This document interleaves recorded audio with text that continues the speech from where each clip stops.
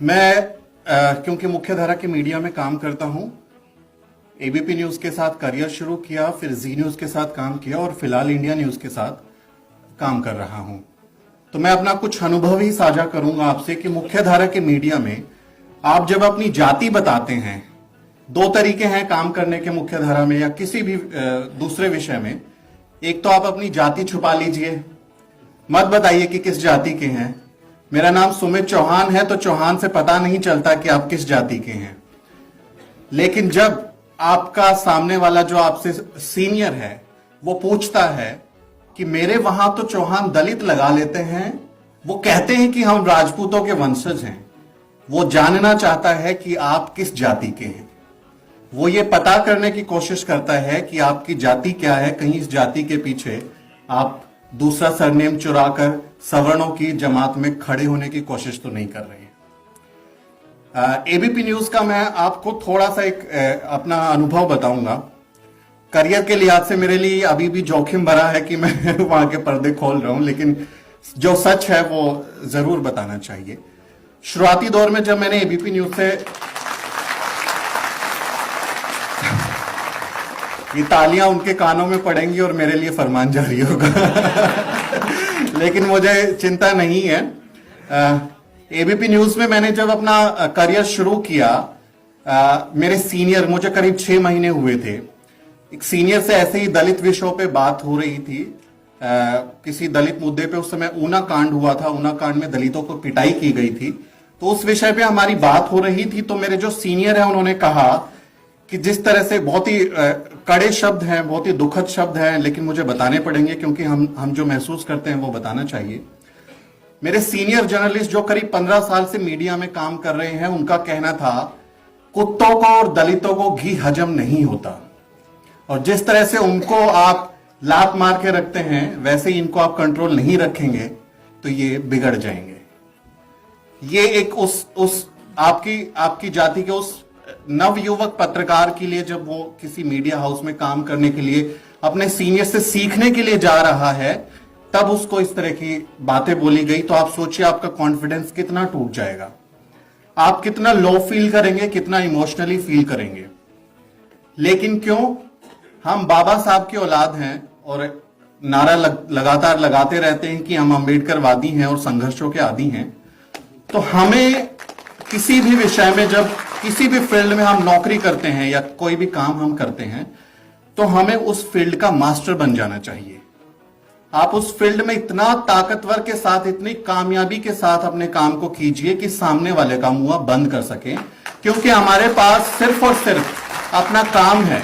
हम जो भी काम करते हैं सिर्फ और सिर्फ वही एक हथियार है हमारा। अगर आपने एक स्पेलिंग मिस्टेक कर दिया, आप टीवी देखते होंगे तो टीवी में नीचे टिकर चलता है, ब्रेकिंग न्यूज चलती है, कोई पैकेज चलता है तो लोअर और टॉप चलता है, उसमें एक स्पेलिंग मिस्टेक कर दीजिए तो क्या जवाब मिलेगा? ये तो आरक्षण वाले हैं, ये तो ऐसे ही पढ़ लिख के आए, हम तो पहले ही कह रहे थे इनको कुछ आता जाता नहीं है। तो हमारे ऊपर जब हम किसी भी विषय में, मैं सिर्फ पत्रकारिता की बात नहीं कर रहा, किसी और फील्ड में भी जब हम लोग काम करते हैं तो हमारे ऊपर एक दबाव रहता है, साइकोलॉजिकल प्रेशर रहता है कि आपको ज्यादा से ज्यादा सटीक होने की जरूरत है, क्योंकि आपके साथ आपकी पूरी जमात है, आप उस समुदाय को रिप्रेजेंट करते हैं जिसके बारे में कहा जाता है कि वो किसी लायक नहीं है, वो सिर्फ आरक्षण की मलाई खा के आगे बढ़ रहा है। तो आपकी जरा सी गलती आपको उस पूरी समुदाय को कलंकित करने के लिए इस्तेमाल की जाती है। लेकिन नहीं, क्योंकि हम लोग तो अपने काम के साथ आगे बढ़े हैं।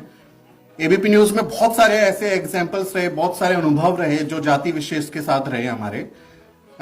जब मैंने एंटर किया मीडिया में तो बहुत सारी क्रांति दिमाग में थी कि नहीं, जाके हम अपने समुदाय की बातें करेंगे, अपने हक की आवाज उठाएंगे। और जो एक रहता है किसी भी युवा व्यक्ति में, हालांकि मैं अभी भी युवा हूं, बाल नहीं है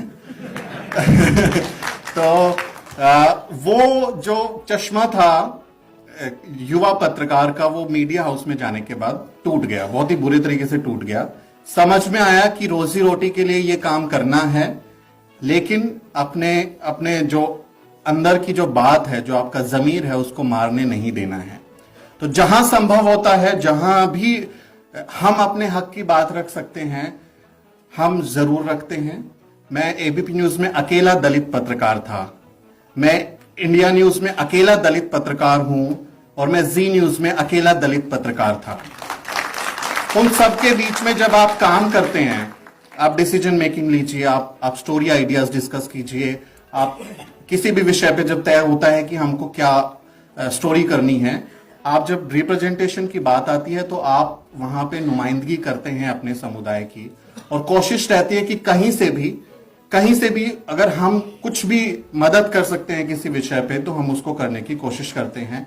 जातिवादियों से नहीं डरते, उनके जातिवादी दंश से नहीं डरते, वो जो कहते हैं उसका जवाब देते हैं तथ्यों के साथ में, लफाजी नहीं करते। लफाजी चलेगी नहीं, आपको तथ्यात्मक चीजें रखनी होंगी, तथ्यों के साथ बात करनी होगी, चाहे वो 13 पॉइंट रोस्टर का मामला हो, चाहे नागरिकता कानून का मसला हो। आप जब तथ्यों के साथ काउंटर करेंगे तभी आप उन चीजों को डिस्कस कर सकते हैं। ऐसा नहीं है कि बहुत नेगेटिव मैं माहौल बना रहा हूं कि मीडिया में बिल्कुल ही खत्म हो गया, हमारे लिए कोई जगह नहीं है। जगह आपको बनानी पड़ेगी। मुख्य धारा के मीडिया से अभी मैं जॉब कर रहा हूं, लेकिन मेरी उम्मीदें बहुत ज्यादा बची नहीं है मुख्य धारा के मीडिया से। लेकिन वैकल्पिक मीडिया आजकल बहुत अच्छा काम कर रहा है। हमारे यूट्यूबर्स हैं या दूसरे जो वेबसाइट्स पे काम कर रहे हैं, बहुत अच्छा काम कर रहे हैं ये लोग। ये काम आएगा 100 साल बाद मूक नायक के। हमारा जो अभी भी हम लोगों को मूक नायकों की जरूरत है जो दूसरे तरीके से प्लेटफॉर्म्स के जरिए निकल के आएंगे। अगर मुख्य धारा का मीडिया हमारी बात नहीं कर रहा तो हम खुद अपनी बात करेंगे, हम खुद अपने आवाज बनेंगे, और उनको जो करना है करने दीजिए, तो जो करना चाहते हैं करने दीजिए। उनका अपना पेशा है, उनकी अपनी मजबूरियां हैं, उनके अपने लालच हैं, उनके अपने हित हैं, लेकिन हम खुद अपने हिस्से की बात करें, अपने हिस्से को आगे बढ़ाएं। एक छोटा सा एग्जाम्पल इंडिया न्यूज का, जहां मैं फिलहाल काम कर रहा हूं। अगर ये वीडियो मेरे एडिटर को पहुंचेगी तो जरूर मुझे फोन करेंगे। जब ब्रेकिंग न्यूज कोई आती है तो न्यूज रूम का माहौल बड़ा ही एकदम एक्साइटेड हो जाता है, एकदम से अरे देखो बम फट गया, अरे देखो वहां पे ये हो गया। न्यूज रूम में ऐसा काम होता है। मैं अपने काम कर रहा था न्यूज रूम में, दीपक चौरसिया मेरे उस समय एडिटर थे, मैं उनके लिए शो बना रहा था, उनका शो मैं बनाता था। तो मेरे जो टीममेट हैं सडनली वो खड़े हुए और उन्होंने चिल्लाया बड़े ही जोर से, चमार घुस गए हैं इस न्यूज रूम में, देखो कितना हल्ला मचा के रखा है। You are working there, he knows that you belong to a particular community, but still that guy is taunting you on your caste identity. आप खड़े होते हैं, मैंने एकदम से खड़े होकर मैंने उसका हाथ पकड़ लिया बड़े प्यार से, एकदम से, गुस्से से नहीं, क्योंकि सीख लिया इनको कैसे डील करना है। फ्रस्ट्रेट हो जाएंगे तो खुद ही परेशान हो जाएंगे, अपना ही दिमाग खराब होता है, तो हमें अपने आप को दिमाग खराब नहीं करना है पागलों की वजह से। तो मैंने उसका बड़े प्यार से हाथ पकड़ा और मैंने कहा, भाई साहब, वो मेरे से करीब 15 साल सीनियर होंगे, लेकिन मेरे अंडर काम करते हैं, मेरी टीम में मैं उनको लीड करता हूं। तो मैंने उनको कहा कि भाई साहब, मैं इतना परेशान हो गया हूं इस ब्राह्मणवादी मीडिया में काम करके इतने सालों से, मुझे आज तक कोई मेरी जाति का व्यक्ति नहीं मिला इन न्यूज रूम्स में, मुझे प्लीज उसके पास ले चलो। मैं अपना दर्द उसको बताना चाहता हूं कि मैं कैसे तुम लोगों के साथ काम कर रहा हूं, मुझे प्लीज उसके पास ले चलो और दिखाओ मुझे कि कौन चमार है, मैं उसके साथ खड़ा होके अपना दुख तो रो लूं, मैं दुख तो बात कर लूं। उसको मैंने इतने शब्दों से जलील किया कि उसने पूरे न्यूज रूम में माफी मांगी। मैंने उसे बताया कि मैं चाहूं तो मैं तुम्हें जेल भेज सकता हूं, मैं चाहूं तो तुमने एक इलीगल काम किया, इट्स अ क्रिमिनल एक्ट, अगर मैं चाहूं तो तुम्हें मैं जेल भेज सकता हूं इसके लिए, लेकिन कितनों को भेजू, तुम तो सबके सब वही हो, तुम तो सबके सब वही हो। अलग अलग तरीके से रूट की जाती हैं चीजें। जब आप लीड करने लगते हैं, जब आप लीडरशिप रोल में आते हैं, तो फिर आपके काम में कमियां निकाल देंगे, आपके आइडियाज को गिरा देंगे, आपके बॉसेस को जाके मेहनत आपकी है, आपने कोई कामयाबी हासिल की, लेकिन क्रेडिट कहीं और ही जा रहा है। जैसे दूध तो सब लोग भैंस का पीते हैं, लेकिन गुणगान गाय का करते हैं। तो वो स्थिति होती है कि आप जो है, काम तो आप कर रहे हैं, लेकिन काम का क्रेडिट जो है कहीं और ही जा रहा है। तो मुख्य धारा का मीडिया अभी जनवादी मीडिया नहीं रहा है।